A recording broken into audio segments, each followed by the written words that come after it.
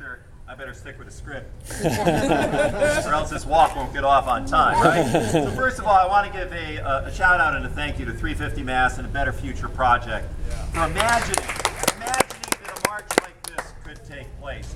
Events like this take months to plan, and we are so grateful to the entire leadership of 350 Mass and Better Future Project for making this march possible.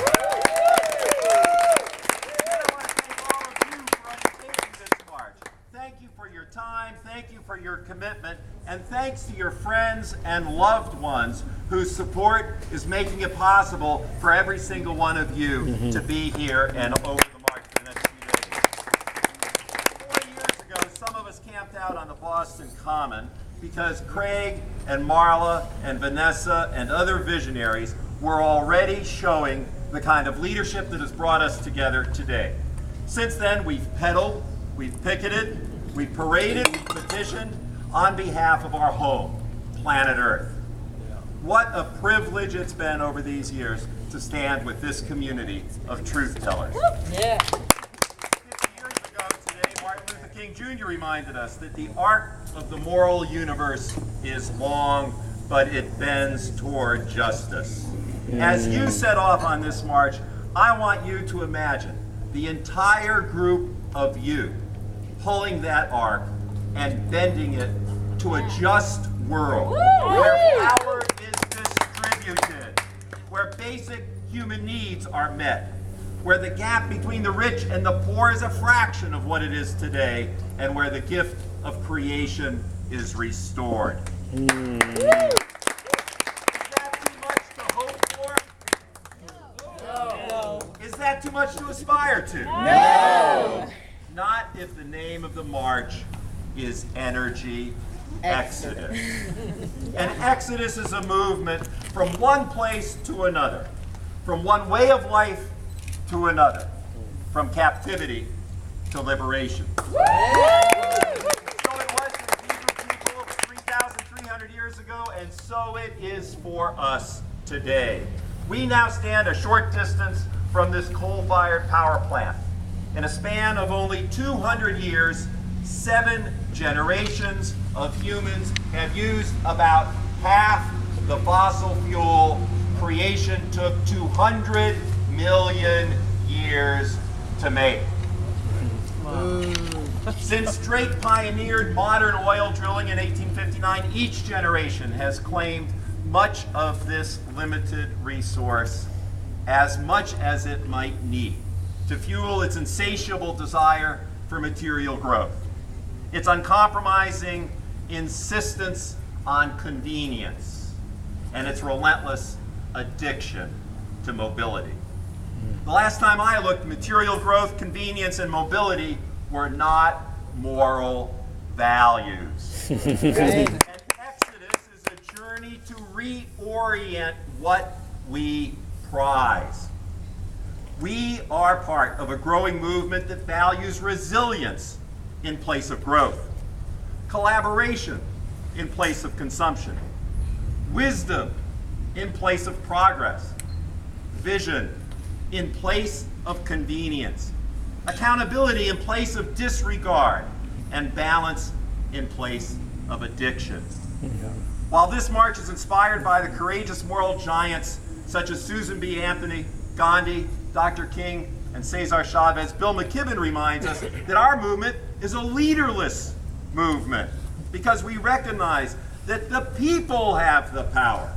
And if our planet is to survive, the power will need to be redistributed from its current concentration in corporations. And that's just what 350.org's campaign to divest from fossil fuels is all about. A show of hands, how many of you have been involved either at your school or in your town or in your church in a divestment campaign? Please raise your hands. Thank you all, because that is really hard work. I spent last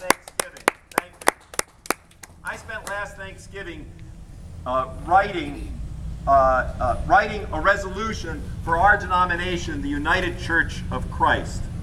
Like many of you, I read Bill McKibben's article in Rolling Stone last August. Global warming's terrifying new math, which is in a way quite simple. Fossil fuel companies own and have the right to tap 5 times the amount of carbon that is needed to wreck the Earth. If fossil fuel companies simply do what they say is their normal business plan, life as we know it will cease.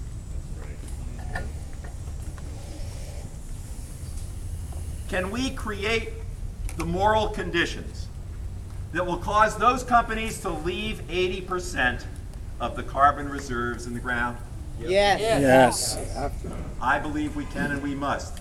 I believe that you and I, together with millions of others, have the power to revoke the social license these companies need to continue to wreck the Earth. Yeah. This article was published a year ago. Over 470 universities, cities, towns, and now faith groups have initiated divestment campaigns. And on July 1st, the national gathering of our 5,000 churches in the United Church of Christ became the first religious denomination and the first national body to divest from fossil. Within 3 hours of that vote, I received congratulations from Bill McKibben, from a Harvard Nobel Prize laureate, from the head of another denomination, and from Archbishop Desmond Tutu. Never forget, in concert with other political and popular forces, you and I actually have the power to bend the arc of justice. Yeah. That's what this march is all about. That's what the movement to stop the Keystone Pipeline is all about. That's what the growing massive divestment campaign is all about.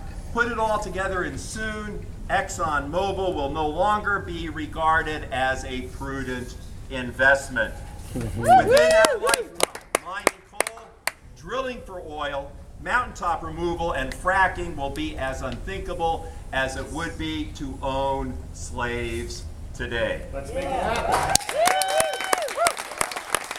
When you consider the wealth of the Koch brothers, the profitability of the oil industry, the entrenchment of elected climate deniers, the selfishness of all who benefit from cheap energy, and the cowardice of our elected officials, with Rob as a significant exception. It's easy to feel like we are up against Goliath. But in your eyes, I see the courage, the enthusiasm, the confidence, the commitment, and the resolve that can topple even Goliath. Thank you for your leadership as we convince our sisters and brothers to end our assault on nature by leaving fossil fuel in the ground and harvesting the sun and the wind instead. May God bless you on your journey.